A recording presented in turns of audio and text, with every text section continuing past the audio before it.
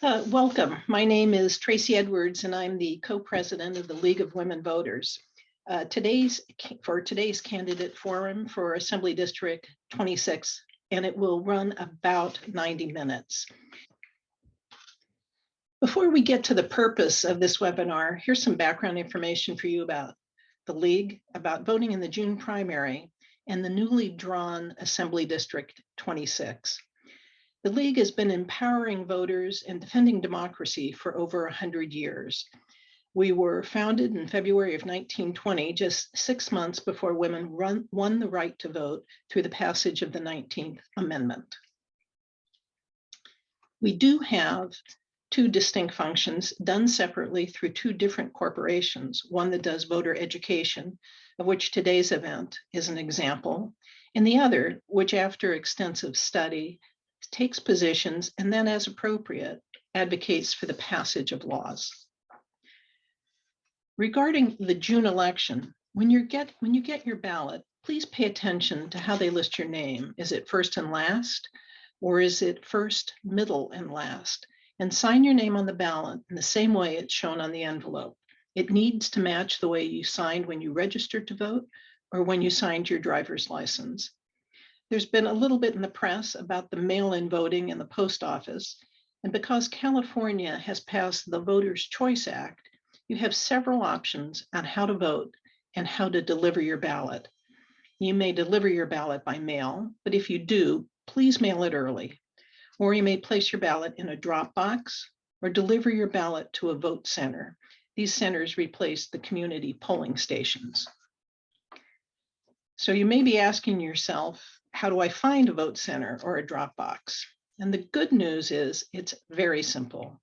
Go to the URL shown or capture the QR code, go to the site, enter your address, and your drop-off location and vote centers will be listed. Besides dropping off your ballot, vote centers give you the opportunity to do all the things listed on this slide. And I'll just pause a moment for you to read the slide. Now, we always recommend that you check your voting registration status, which you'll see on the next slide. And that's also very easy to do. Use the URL listed or the QR code, go to the site, enter your name, your driver's license, or your California ID card number, the last 4 digits of your social and your birthday.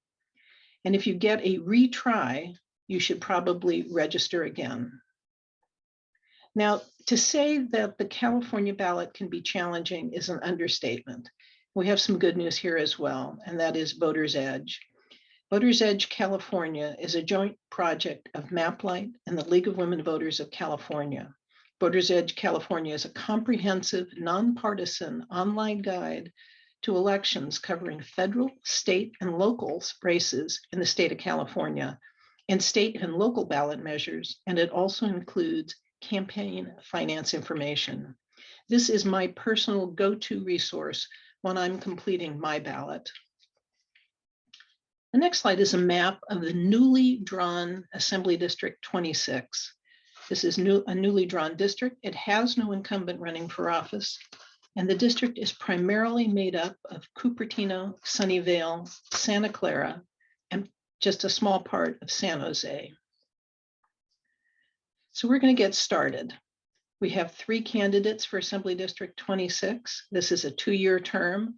The top 2 vote-getting candidates, regardless of party, will move on to the general election in November. And on the screen, you can see the candidates' names, faces, and websites where you can get more information on each of the candidates. Now, the candidates have agreed to the format and the ground rules for this forum.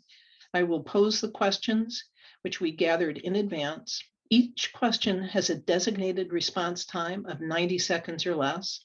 A timer will be visible in a separate box and will give the candidates visual signals to help them pace their responses and to stop on time.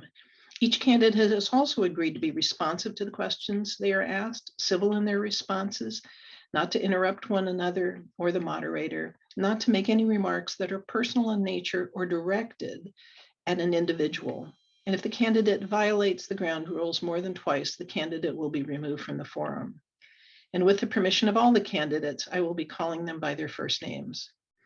Each candidate also has two 30-second rebuttal opportunities that they may use to rebut the marks from any of the other candidates. They may not use the rebuttal time just to add to their own comments or go off topic. Now, at this time, I'm going to ask all our candidates to unmute and to turn on their videos. And I want to warmly welcome Tim, Long, and Evan. Now, for our audience, to let you know that the speaking order for today was randomly drawn, and the first question will go to Long, then Tim, then Evan. And so, Long, why are you have 90 seconds to respond. Why are you qualified to be our assembly member? Thank you, League of Women Voters, Cupertino-Sunnyvale, for organizing this candidate forum. When I first came to this country, just over 2 decades ago, I was a poor student with almost nothing. Since then, through hard work and the opportunities provided by this great country, I have become an engineer, a father, and a member of this community. Yeah, excuse me for my accent. English is my second language, and I'm not a smooth talking politician. I'm running because I'm proud to be part of this community with great people. But yeah, I do not know if I can say the same for all our elected officials. Too often, our representatives, they don't represent ordinary people, but special interests. I'm tired of that. That's why I'm running on the platform of Democracy 2.0. With the Democracy 2.0, I will share the power with the constituents. People will be the decision makers for our state issues. I will faithfully represent our constituents. Thank you. Thank you. Tim, you have 90 seconds. Thank you very much. I'm running because of people like Long. That's a success story. I love that story. Thank you so much for sharing. And after many, many years of serving the community, I came here in 1987. So many years of working in the community and helping people. I love where we live. That's why I'm here. That's why I didn't go back to Louisiana 30 some years ago. So it's been a joy working here and providing security and safety for our people especially in the Silicon Valley, most of California, but in the Silicon Valley mostly, and getting to meet people like yourself. I love that story. We've supported a lot of immigrants coming to this country in a lot of different venues, and it's so fascinating to live here, where we're able to put our helping hand out. And that's the main reason I'm running for this position. In my background, it would be very helpful being in business since 1984. Don't tell anybody. So I've been in business, graduated twice from college and came to California when my brother bought a dermatology practice years ago, 1987. I was going to stay here 3 months, and I've been here ever since. And I love it here, love the people, and love to serve. That's why I'm running. Thank you. Thank you very much. Evan, you have 90 seconds. Well, good evening. Thank you very much, Tracy. And I want to also acknowledge the candidacies of Long and Tim as well. Thank you very much for putting your hat into the race as well and helping to serve and put yourself up for a public vote. As you can imagine, each assembly district represents close to 500,000 people. And just to see only 3 individuals putting themselves up for election, we need more individuals to help provide the strength of our diversity, of our viewpoints, and also to help sharpen these messages very clearly. For those of you, my name is Evan Low, who may not know me. I currently serve in the California State Legislature and as Assembly member headed into my 7th year. I previously served on the Campbell City Council and was a product of public education in this community. I was born and raised here in Silicon Valley, went to San Jose Unified School District, graduate of De Anza Community College, graduate, proud one, as a Spartan at San Jose State University as well. That's why I'm passionate about public service. I'm passionate about civics. I'm passionate about public education. Why am I qualified to help continue to serve the people here and earn your trust and support? I have been named Legislator of the Year from the California Police Chiefs Association. I've been named the most prolific lawmaker by the Sacramento Bee, and I hope to be able to earn your trust and be accessible. And that's why I'm so passionate and excited, frankly, about this conversation. Thanks so very much for convening us. Excellent, thank you. This next question is just going to require a yes/no response, and I'll ask you to do that by a show of hands. Last week, in reaction to the draft of the Supreme Court opinion that proposes striking down Roe v. Wade, our governor, Assembly Speaker, and State Senate President Pro Tem proposed an amendment to California's Constitution that would further protect abortion access in California. They plan to place in front of the voters in November an amendment to the state constitution that would make it clear that California's constitutional right to privacy explicitly includes the right to an abortion. Please raise your hand if you support this amendment. And I'm going to ask, oh, all three, I won't need to go to, if you don't, all three of you support it. Excellent. Thank you very much. This next question will start with Evan, and a 1 minute response time. The Association of Bay Area Governments, referred to as ABAG, states that the Bay Area faces a deepening housing affordability crisis. In an effort to address the issue, the state has passed a number of new laws. SB 35 and SB 9 are two examples. These laws have shifted zoning decisions on new housing developments from the city to the state. The question is, with these new laws, has California appropriately balanced state oversight with loss of local control? If yes, why? If no, why not? The answer is to help address that of the housing shortage. And the short answer is no. California needs to continue to address the issues at a multi-pronged approach, rather than just simply the stick, but also the carrot as well. How do we ensure that we don't just simply continually focus on these unfunded mandates and we set up cities for success? At the same time, we also need to take a wide approach at helping to ensure that cities collectively understand the obligation to address this housing crisis. It is unacceptable in our society that the median home price in this assembly district is close to $2 million and up. How do we create an environment where everyone can thrive and be successful in this California society? So we need to continue to do more to help partner with cities as well, because a one-size approach does not work. And we need to be as surgical as possible while also being collaborative in getting the resources as incentives and also using the mechanism of the state to enforce. Thank you. Long? Yeah, I do not like SB 9 because we need to build housing then actually needs people.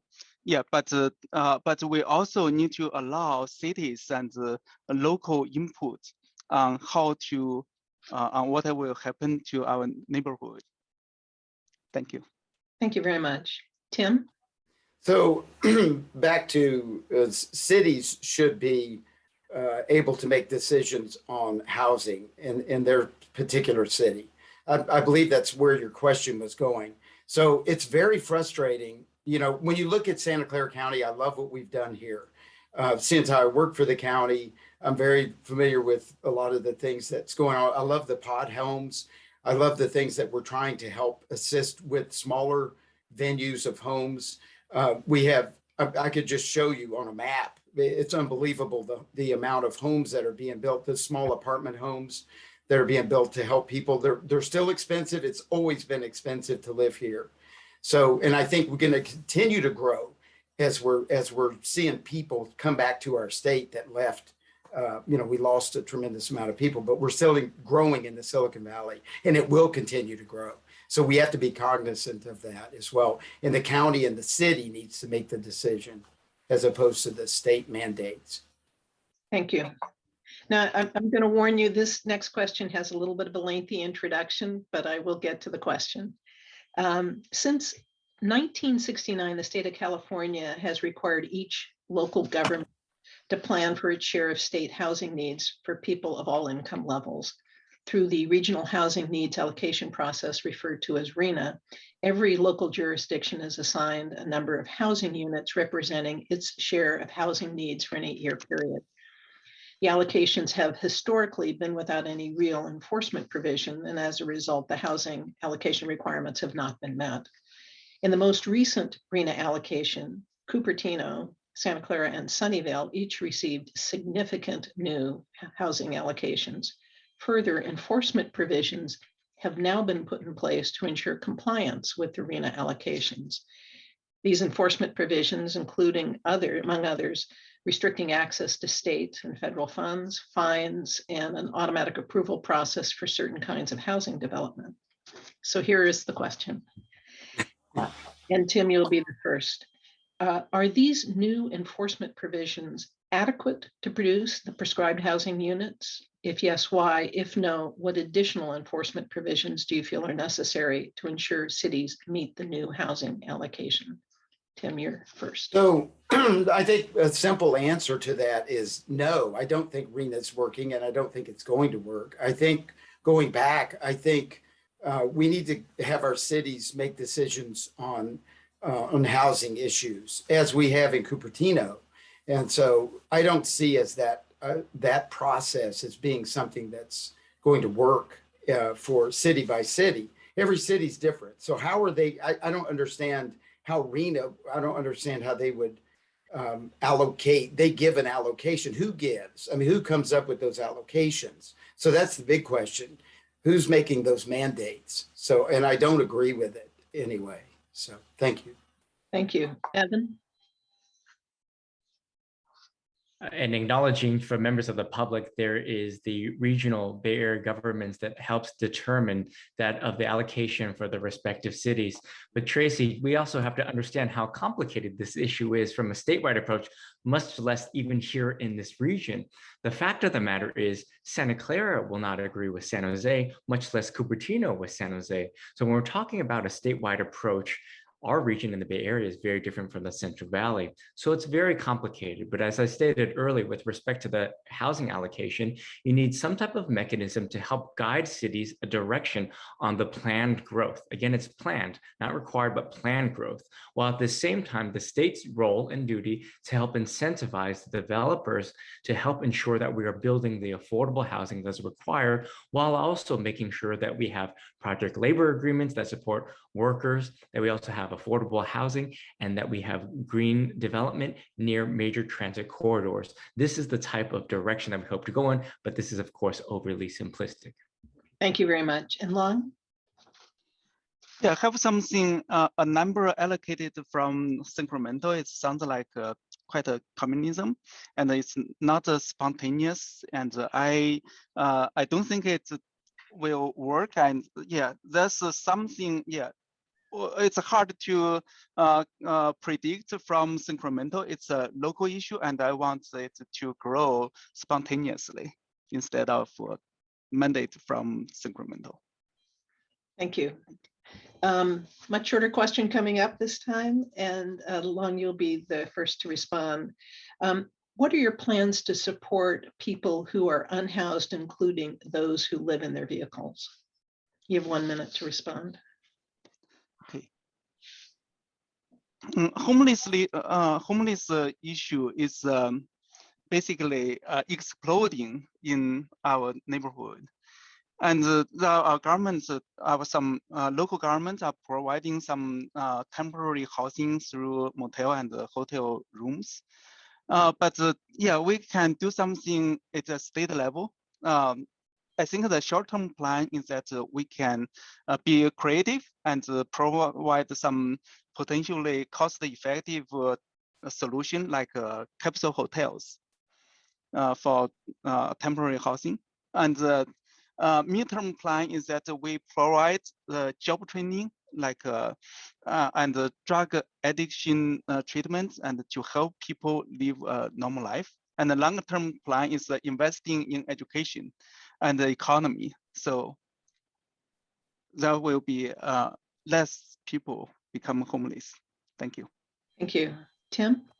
So the number one plan is this past week, I had an opportunity to visit a closed prison. So, which is nonsense. I mean, this is lunacy where we've seen the state go into crime and the criminal activity. Since Agnew's closed, we have no housing for the mentally ill. I don't know if you guys were here in '92 when we closed up. We ended up with folks on the street that need help. These people need genuine help. So when we get a handle and get things back to normal and get them the way they're supposed to be, and then we can build on the housing issue.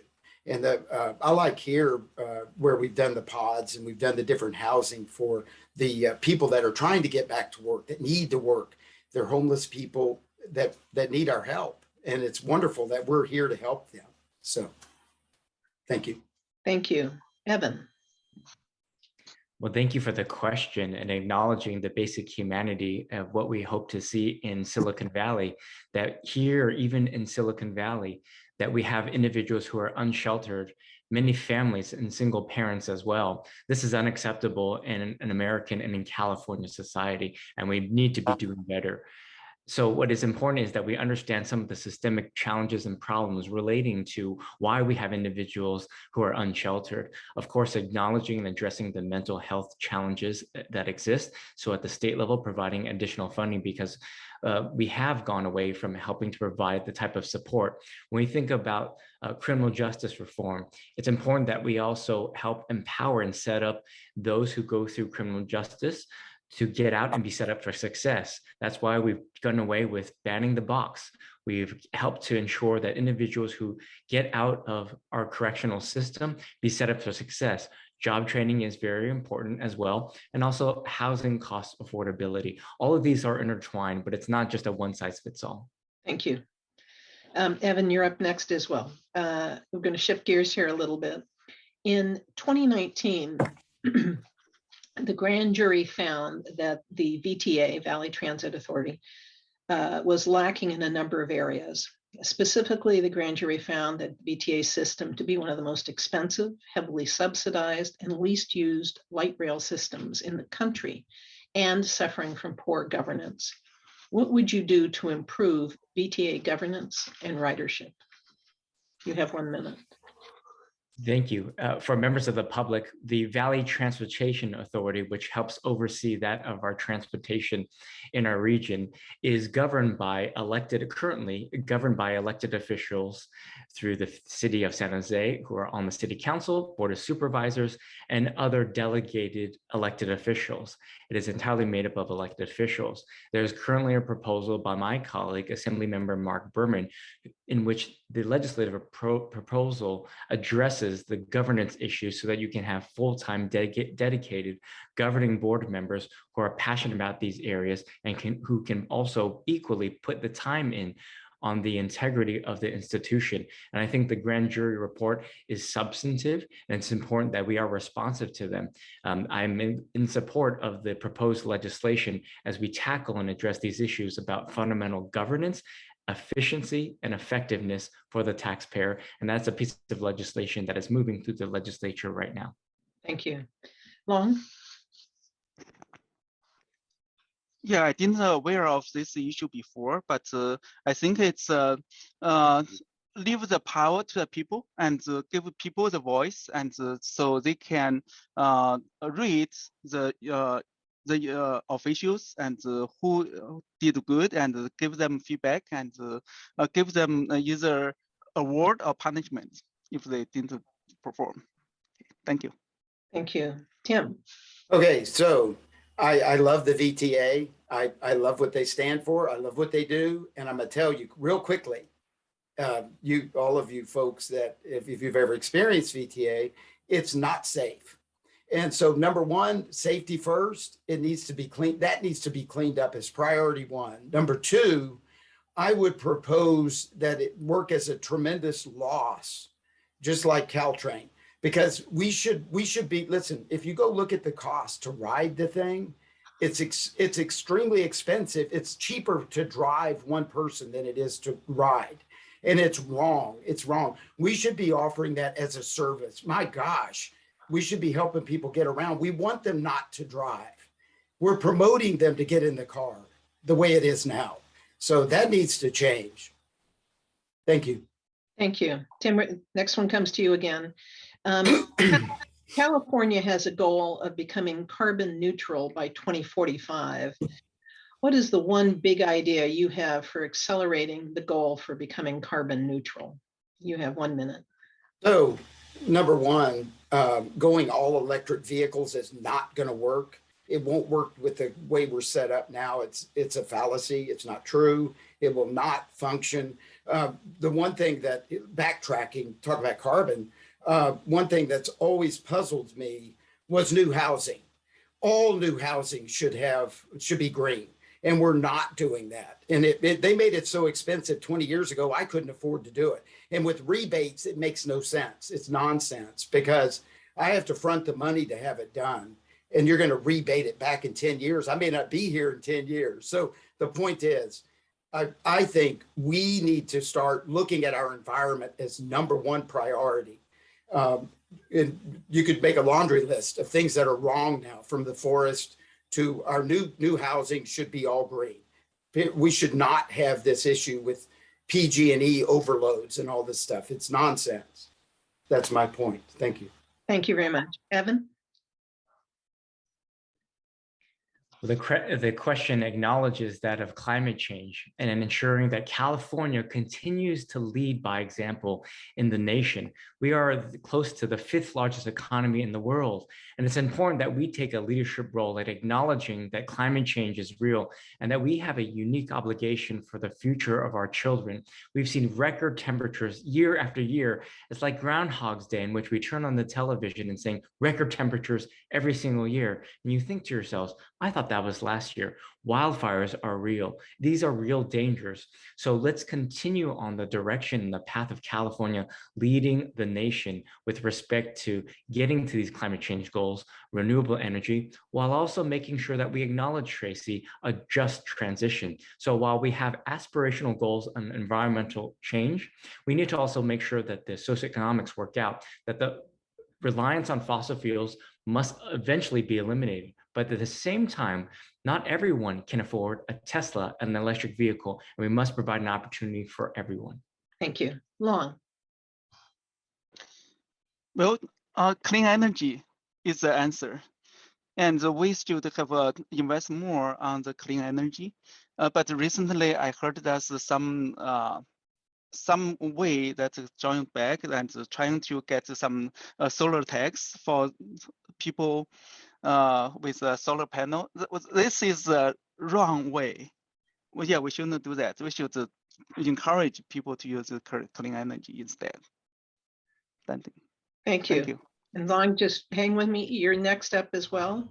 As the takeout and home delivery trend continues to become more prominent, what are your ideas on reducing the use of single-use plastics and related packaging?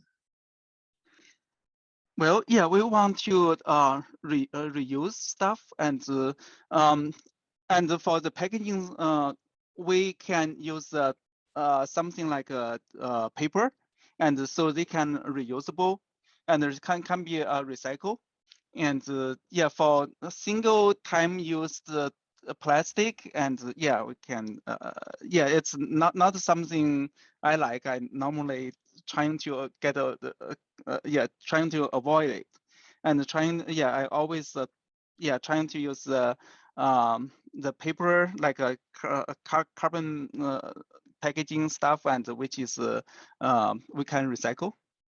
Okay, thank you. Thank you. Tim? So I'm a tree guy. So I'm not really a paper guy, but I can tell you one thing, as old as I am, I've never gotten 1 cent back from CRV. And it's infuriating. To me, it's theft. I think it's infuriating that we have paid CRV and we get nothing. So what you're doing essentially is you're not helping people feel like they want to recycle plastic. I don't like plastic. I don't like what it stands for. It doesn't burn. It doesn't biodegrade. It's a really bad product for people to continue using, but why are you charging me for a plastic bag when we shouldn't be using plastic bags? So that doesn't make sense either. So I'm anti-plastic. So I think we have to go to something that's more realistic and try not to use anything more than we have to, but surely not plastic. So. Thank you. Evan. Thanks, Tracy. Well, again, this is where California stands on tackling the climate change and environmental goals. And this is, Tracy, where I think experience matters. When we talk about the recycling fund, the state of California, the fund is insolvent. We have actually too much recycling going on from individuals who are taking in the recycling. We have out-of-state individuals bringing in their cans and cashing in that regard. So what's important is that we have the built infrastructure at the local level to help ensure that we can actually get to these recycling products. At the same time, not relying on the same type of traditional products. This is something that the state of California has a number of proposals on. I have supported the banning of such use when I served on the city council. And as a member of the Santa Clara County Waste Reduction Recycling Commission, we were the first in the state to help ban the single-use bags in the county of Santa Clara. We'll continue that in the state of California, but we can't just stop there. Thank you. And Evan, this will also go to you. Since the beginning of the pandemic, California has recorded increases in property and violent crime numbers. What solutions do you propose to address this increase in crime? Well, this is something that is well noted. I'm proud of the support from law enforcement for my candidates for the state legislature. I'm proud of being Legislator of the Year from the California Police Chiefs Association because I have prioritized public safety. I've introduced legislation to help put basic protections in place so that we can get away from these type of thefts. I've introduced legislation tackling porch piracy, package thefts, because we know that these are criminal syndicates. These are not just your average Joes just looking for packages and just haphazardly stealing. These are known syndicates who are very thorough in their approach on how they steal and what they are doing.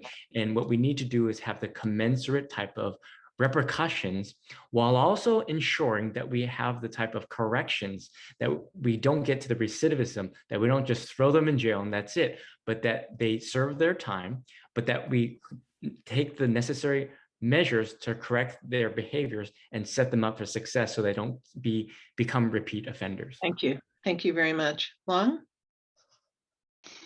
Yeah, the petty crimes became worse and worse in the South Bay. For example, my son lost his bag from the school bag rack last year. So I think a law-abiding citizen safety is a basic human right. We need to protect that. And providing a safe environment for the people is also the most important mission for the government.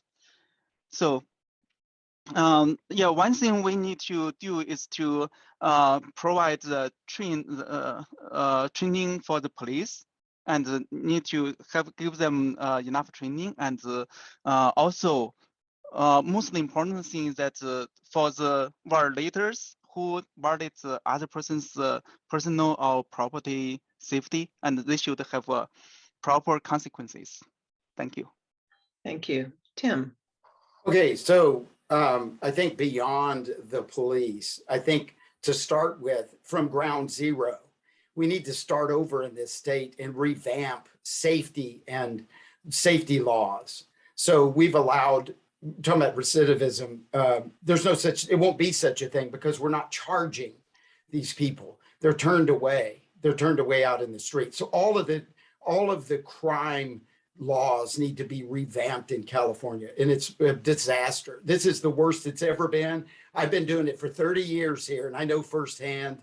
I work directly with the police departments. I can tell you, they can tell you precisely the issues. And coupled with, we even threw in judicial deferment, which I was a victim of, and a person got to walk walk the streets without being charged multiple charges and fines. And how does that happen in this state? People in Cupertino are scared to death to go out at night. Go ask them, because that's what I ask. Thank you very much. Appreciate it. Tim, you're up as well next. Over the last 2 years, we lived through the COVID pandemic. What was done well and not so well? And most important, what would you do differently in a future pandemic? So I think knowledge and receiving factual data and factual information was not handled correctly, and not to pass blame, because you got to remember, we've never done this before. So this is all brand new. So it's easy to point fingers afterward, but instead of pointing fingers, let's learn what we did wrong previously. Let's don't do it again. This didn't work. So, putting people in jeopardy, taking them off the streets, taking people out of their businesses completely. We've lost a tremendous amount of businesses, and some will never reopen. So I think revisiting the whole venue again versus the way we did it, where we closed everything and you can't go out on the street, did not work. That was not effective, by the way. Believe me, I know, I was on the street. So dealing with a lot of the crime. So this opened people up to go and steal and burglarize places. It was a really bad time, and maybe some people aren't familiar with it, but that's true. Thank you. Thank you. Evan? The question was about what went well and what didn't go well during the pandemic. What didn't go well was that of the Unemployment Development Department, the fund that helps to ensure that we provide basic resources, funding, so that everyday Californians can survive when they are unemployed due to the pandemic and due to the loss of jobs. Unfortunately, what happened is that the system is antiquated, number one. Number two, you had an incredible strain on the system with so many individuals trying to access these funds. Thirdly, what the challenge also was trying to get in real time a live person and trying to assess what is fraudulent and what are real claims. What I'm proud of is that our office worked day in and day out to help address and get those resources to our community members. We had individuals, residents calling, crying, saying they cannot get through this line in the state of California, but we solved everyday challenges for these specific circumstances. We had flowers delivered, but we don't need thanks. That was our job. So I hope that we can learn from that example.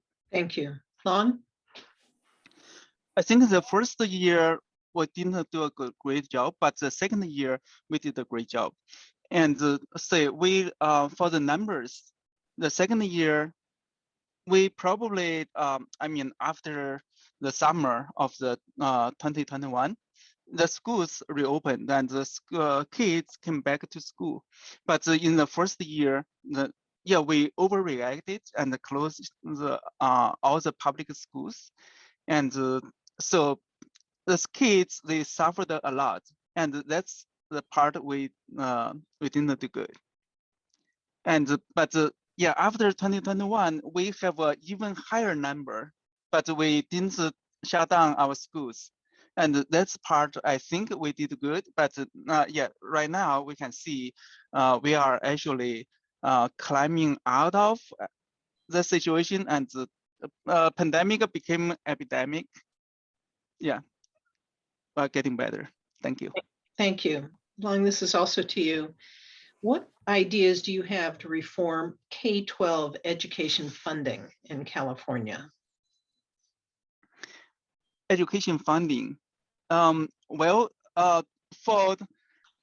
California, that's one not well-known fact.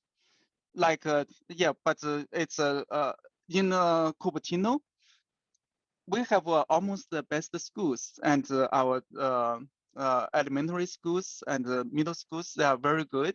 But not too many people know that our Cupertino Union School District have least funding comparing to others. Yeah, even in statewide. So the funding we can, we need to do it properly, and one thing we can do to help people to students to have a better way is that to providing a better after school service. Thank you. Tim? So talking about education, which I'm heavily involved in. And so as far as I like charter schools, but I'm just going to throw this out there. This is my experience and what I've seen. And I think tightening the belts of the overspending. And if you don't spend it, you lose it type of attitude. I think there's plenty of money for education. And as far as K through 12, I think there's plenty of funds there. And here's the problem. Right now, if we're not cognizant of the fact that if you don't spend it, you're going to lose it, guess what? When this recession gets worse, we're not going to have it. And guess what? All these teachers get pink slips. So we got to stop the deluge of money going out and hold on to it and invest it in our children. And Long is absolutely correct. I mean, these are wonderful schools here. Very nice. And it's not that way everywhere, but we need to assist some of the schools that are not as good as Cupertino. Thank you. Evan? Tracy, I'm going to stand up for the incredible service of our school board members. They have an obligation for the fiscal integrity of the school district, and they will pinch for and look for every single penny to making sure it's done in the right way. And so this conversation on reforming K through 12 education requires us to be reminded about previous propositions. Now, Proposition 98 was a vote of the people that bound the hands of the state to go towards dedicated funding to public education. Part of the problem and disconnect also is such that we are having many of our school districts, and even in this assembly district, who receive variations of funding from different formulas from the state of California. What's also equally important, though, is that we reform the voting threshold of revenue measures like parcel taxes, so it's not 2/3, but that it is a simple majority or 55% to allow local communities to raise their resources commensurate with the vote. That's ultimately how we empower and give back more local control. Thank you. Thank you. Evan, this next one is for you as well. California has a significant budget surplus. What approach, if any, would you take in returning the surplus to taxpayers? Again, Tracy, with respect to the surplus, we have a requirement on maintaining and putting into the rainy day fund so that when the times are tough, we have a rainy day fund just as we would in our own pockets, number one. Number two, we have something that is a little wonky called referenced as the GAN limit, which puts a cap on the amount of spending that government just can't continue to grow exponentially. So the resources do need to go back, and the surplus do need to go back to the hardworking Californians. We need to recognize the impact of inflation. We need to recognize the global impact of war in Ukraine and the supply chain. So I have joined with a number of colleagues in the state legislature to help provide direct payments on gas tax subsidies going to everyday Californians. This is one measure to help address and alleviate the concern and the issues of inflation in the current economic times. It's not the only, but what's important is that members of the public recognize that Sacramento will help support the concerns and the challenges that everyday Californians are facing. Thank you. Thank you. Lon? Well, we have a surplus because we tax too much. Yeah, we shouldn't even start that way. And we have three major taxes. We have an income tax, and we have a property tax, and we have a sales tax. And all three kind of tax, almost all it's a high level. It's in the entire nation. And but guess what? Some of the states, they do not have a say sales tax. Some states even do not have an income tax, and we shouldn't even, we simply tax too much. Thank you. Thank you. Tim? I like that. So the big item months ago, it's too late now. I mean, we've waited, the barn door's already open. So we should have voted to alleviate the state tax on gasoline. This is ridiculous. You know, our futures on gas have just jumped extremely high. So gasoline went up. So now all of a sudden people can't afford to drive. I don't know how they're paying for gasoline. It's unbelievable to see all these people on the street. So we need to help. And it's not a one-time, we'll give you a couple of $100 and down the road you go. That doesn't do a person a bit of good. It's nonsense. We needed to give them, and I think the fear was if you take a tax away, it's hard to put it back. I think that was the fear of this whole thing. There's a lot of different answers to that. But the point is, I think if we would have stopped that, and giving money away, I don't think is the answer. And cutting taxes, where are we going to cut them now at this point with the economy the way it is? Thank you. Tim, this next one is for you. There are various approaches that a politician can take in representing their constituents. Two prominent ones: a delegate approach, in which the elected representative represents the opinions of his or her constituents, or the trustee approach, in which the elected official follows his or her own conscience when deciding issues and taking positions. As our representative, will your style be as a delegate or as a trustee? I just believe in telling the truth. And I absolutely do not believe that a person in public office needs to use their own personal feelings or belief systems for a whole set of people. This is a huge group of people. I think your knowledge and ability to change things, such as crime, as we talked about, I think that's a great venue. But over and above that, where I used the empowerment of an office to force people to go along with something I want to do, I think it's absolutely incorrect. I think it's wrong. You should go with your constituents. So that's where I come from. Okay, Evan. I started smiling because this is the lesson that I taught at De Anza Community College at 7:30 in the morning about the distinction of who is a trustee and who is a delegate. And if you're voting as a delegate and the majority of your constituents, how do you best determine who the majority of your constituents are? Are they the majority of the constituents who have vocalized their position on an issue? Are they registered voters or not? How do you best determine that? Or as a trustee, in which you then are trusted, empowered with that of the vote and confidence of the electorate to make votes based on the information that you are provided. And of course, there is no simple one answer one way or another for me. There are often times in which we weigh out both of those things, hearing what the majority of constituents believe on a specific issue, but also factoring in that of information that I am provided based on a number of different factors that may impact Silicon Valley and or the Central Valley. And oftentimes there may be competing things, but we need to look at this to a state approach as well. Thank you very much. Long?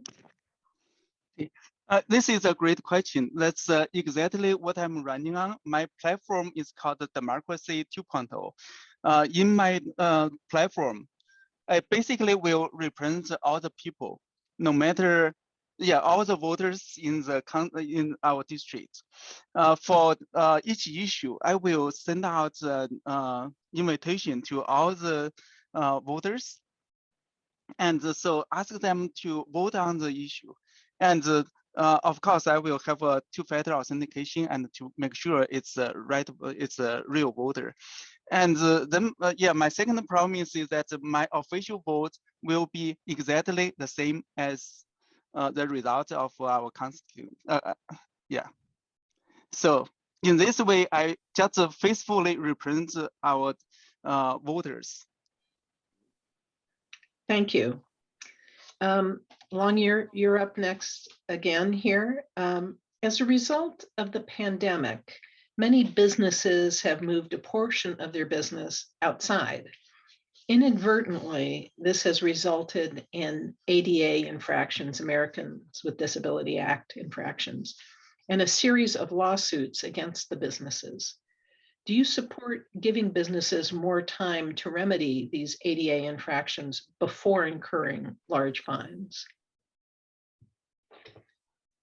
Well, yeah, I'm not familiar with this issue, but I support to have this economic recovery from COVID, and we need to, yeah, we do need to support all small business, especially in the service sector. And we need to partner with the private sector to provide more career technical training for the new economy. And allow students to better enter the workforce. And we another thing we need to take care is that we need to increase our public safety, so business and the tourism can thrive. Thank you. Thank you. Tim? Could you ask the question again, please? Sure, happy to. I'll repeat the whole question. As a result of the pandemic, many businesses have moved a portion of their businesses outside. Inadvertently, this has resulted in ADA infractions and a series of lawsuits against the businesses. Do you support giving the businesses more time to remedy ADA infractions before? I know the answer to that one. Absolutely no, because I've sat on committees and boards, and absolutely zero. I would give them zero. If you don't know by now, this was started back in Ronald Reagan days. So no, I give nothing, because you don't follow the rules, you need to pay. That's it, or we'll close you down because it's nonsense. So I'm 100% behind ADA, or 1,000% actually, because I've put a lot into that, by the way. So thank you very much for that question. Certainly. Evan? For those watching, ADA refers to as the American Disabilities Act, which helps to provide an environment in which individuals with disabilities can get to and from with ease in place in establishments, restaurants, other type of accommodations. What Tracy was mentioning is that many of them, because of the COVID-related pandemic, have had to build structures outdoors, and so therefore not being compliant with that of the ADA regulations. And so unfortunately, there are just a very small segment of predatory actors who are going around suing these small business owners who are just trying to make a living with no malicious intent for the small business owner in trying to comply. I have a bill to help establish greater resources on compliance so that business owners understand the requirement with respect to such accommodations. We all know as a small business, it's difficult to understand the type of permitting that is required from a city, from an open space district, another jurisdiction, and you think you might be all in compliant, but that is the part of the problem. So we're going to provide resources to provide them to be compliant. Excellent, thank you. Evan, what plans do you have to reduce car dependency and improve bike and pedestrian infrastructure? It's to help ensure that we have built environments that support greater utility of our thoroughfares in that way. How do we help ensure that we have a smart growth, which refers to that of city planning?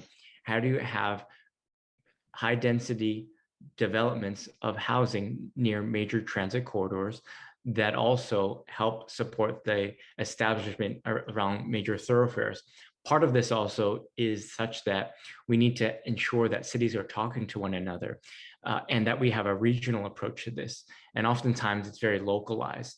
So to the extent possible that the state can provide additional incentives for jurisdictions, regions, and cities to help on this built environment, on encouraging more to get out, to individuals getting outside and utilizing public transportation and public access ways as well. That I think is also important. But when we do that, though, we also need to ensure that we have the safety mechanism so individuals on bikes can feel safe. Thank you. Thank you. Long? Yeah, before the pandemic, I was stuck in traffic almost every day. So yeah, traffic congestion in Bay Area went up a lot before the pandemic. Yeah, but the reason is that because people need to commute to work. Yeah, in Cupertino, that's maybe, yeah, somebody said that's about one house for every 8 jobs in this region. And so people have to commute from other side of the area, and this will add to traffic congestion. But we learned something good from the pandemic, which is that the companies encourage the work from home policy. That's a good thing. So that's something we need to continue, and which can reduce traffic a lot. Thank you. Thank you. Tim. Number one, money tolls on freeways. I'm still trying to figure out what that's done. Absolutely nothing. So carpool lane was almost successful, and here comes the money lanes, which has done nothing. So I've always been, and we've tried this, by the way, years ago, and it works, is the vouchers for travel. I think it's wonderful to offer people incentives for alternate transportation. Believe it or not, out of the Silicon Valley, it's actually nice now. So we have other corridors where we didn't have them before. So for light rail, so it's great. So we have some really good opportunities to come in and say, look, here's your voucher. We don't want you driving your car anymore. There's too many cars on the road. We're going to move more people in. There's going to be more cars. We have to do something. And I think vouchers are awesome. They do work, by the way. Thank you. Tim, this is going to go to you as well. California has a growing problem of some nursing homes being operated by unsuitable, unapproved, and unaccountable persons and entities. Should the state seek to reform oversight of nursing homes? Okay, so with nursing homes, I'm very familiar being a licensed mortician. I used to own a mortuary, so I can tell you I'm familiar with nursing homes. I've been affiliated with them over the years on boards and blah, blah, blah. But that you cannot have enough oversight with those. They need more oversight, and our bureaus are way overworked and not enough people out in the field making sure that people are in compliant. And absolutely, yes, they do need to be more compliant. And I would see changing the current setup of the way a lot of the nursing homes are handled, because some of the people that are running them for money. They're not running them because they care about those folks in the nursing home.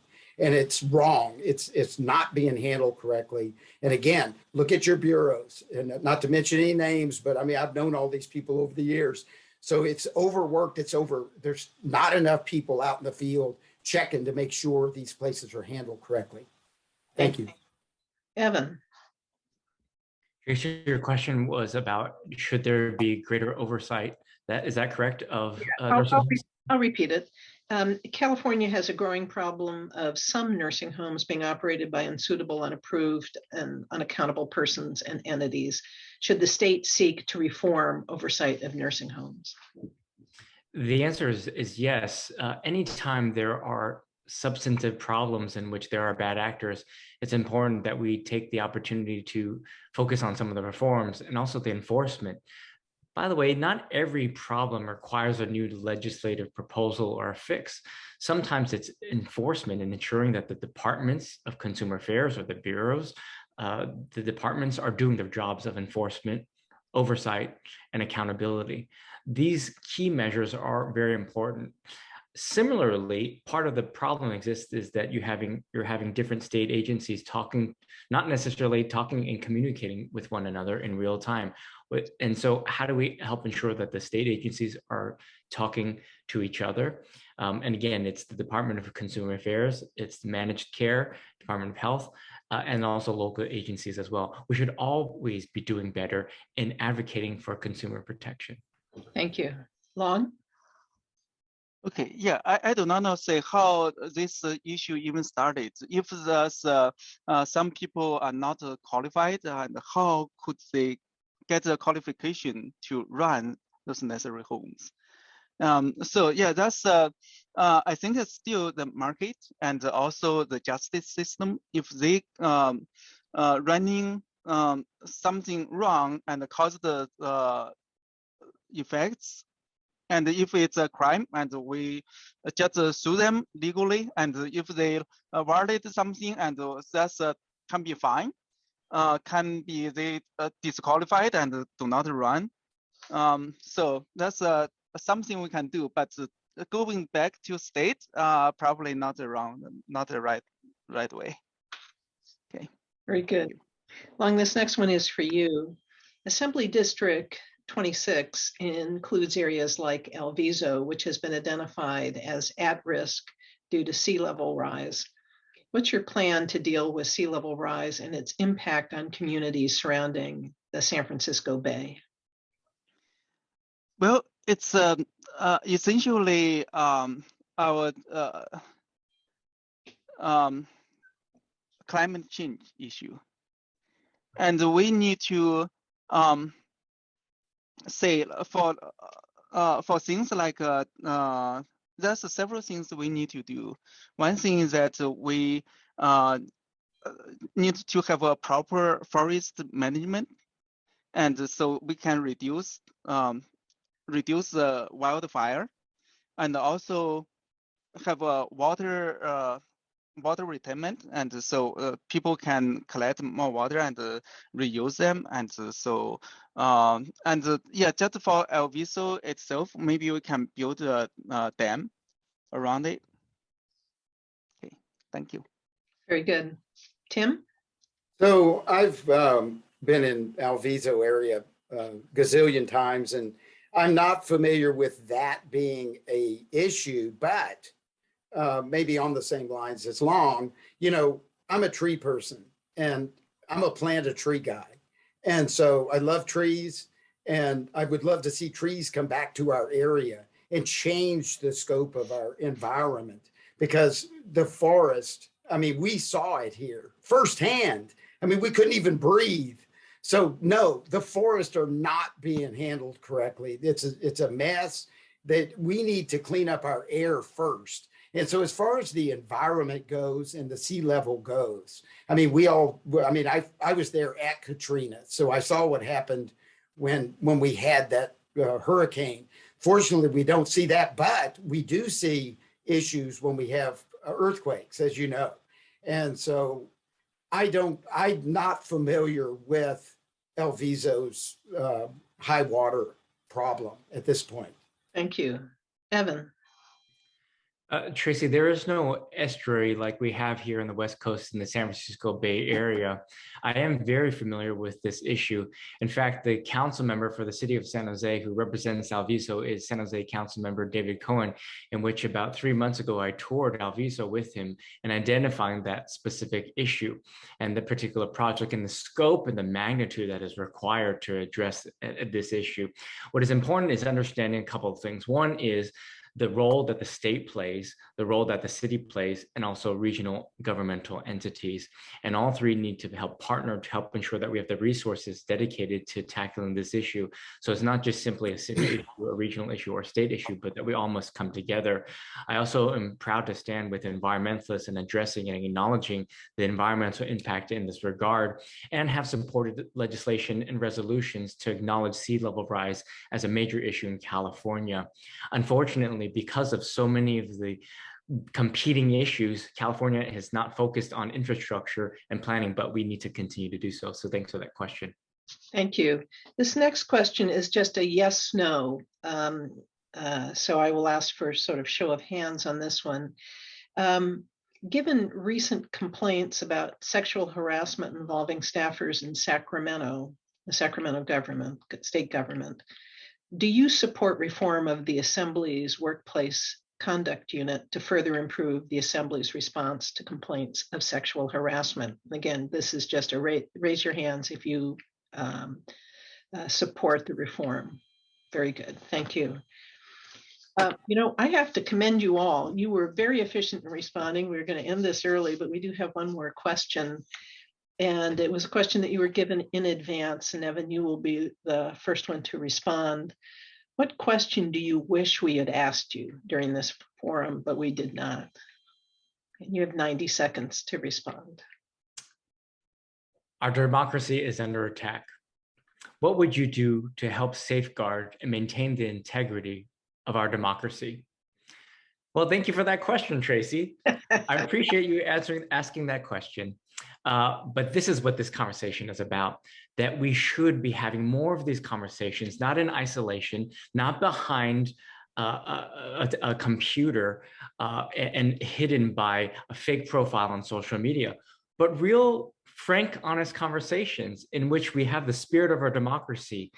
Both Long and Tim care about their civic duty and have a perspective on how to better our society. And we need to strengthen and reaffirm our commitment in those ways. That's why I'm passionate about civic engagement. That's why I'm running for the state legislature. That's why I'm helping to ensure that I am accessible, accountable to you. That's why I'm so excited to be part of this conversation, because frankly, this is not a debate. This is a forum about how we can identify the issues impacting the state of California, how we can talk about the issues that we collectively care about, and acknowledging some key principles. We acknowledge and agree about environmental climate change. We acknowledge a housing crisis. We acknowledge the inequities that exist in our community. We acknowledge that public safety is a real issue. We have different approaches to get to them, but let's do it together by talking with each other and not around each other. I'm so honored to be here. Thank you very much. Long? Yeah, we should have asked, as an elected representative, and how will you ensure your constituents' voice are heard? My platform, Democracy 2.0, focuses specifically on this issue. So in Democracy 2.0, the most important thing is the people's opinion, not the opinion of representatives. As stated in the League of Women Voters Cupertino-Sunnyvale's April newsletter, yeah, that's something I really like. Ordinary people are the real heroes of democracy. Individuals, not politicians, cause democracy to survive and thrive. Before I leave, I would like to ask voters in 8026 question. What kind of person would you like as a representative? A traditional smooth-talking politician who receives millions of dollars from all kinds of special interests? Or someone who will share the power with you and make you the decision maker? 8026 is the heart of Silicon Valley. We observed so many upgrades in technology here, but today I invite you to join me and upgrade our society to Democracy 2.0. Thank you. Thank you. Tim? So my question would be, what is the answer to this question? Why hasn't anyone in Sacramento, anybody, addressed crime? And we've just sugarcoated it and walked right on down the street. And this is why I'm running for office, because I deal with it every day and there's no sugarcoating it. It is so bad now. It's unbelievable. We arrested 2 people for stealing bikes out of a secured room. The police took them away. The next night, we arrested the identical 2 people for stealing bikes. So that's just a small thing. The big one, the big one, is I'm standing downtown Oakland, and I'm standing here talking to this executive here, and I look across the street, and there's a little old lady walking down the street, Asian lady in her 70s, and she got what's called thumped, if you know what that is. And when she hit the ground, the 2 people that did it were laughing and ran off. So that's the environment we live in. That's the secure environment we live in. And it's the same in Cupertino. People are scared, and that's why I'm running for office. This is ridiculous. It makes no sense. So I look forward to, and I really appreciate being involved here. And it was wonderful meeting with Evan and Long. I enjoyed everybody and enjoyed the other ladies that had joined us previously. And thank you so much for the time and efforts you guys put into this. Oh, as always, thanks. Thank you, Tim. Well, I want to thank everybody. I specifically want to thank the candidates, 1 for running and 2 for being here today and for your very active and engaged participation. I also want to thank all of our attendees. And just this slide says it all. It's not a spectator sport. You got to go out and vote to make our democracy work. So please vote on or before June 7th if you can. This recording will get posted within a few days on our website. You can either write down lwvcs.org or capture that QR code, and you'll be able to access the recording. And with that, again, thank you all. And gentlemen, thank you very much for being active participants in our democracy and running for this office.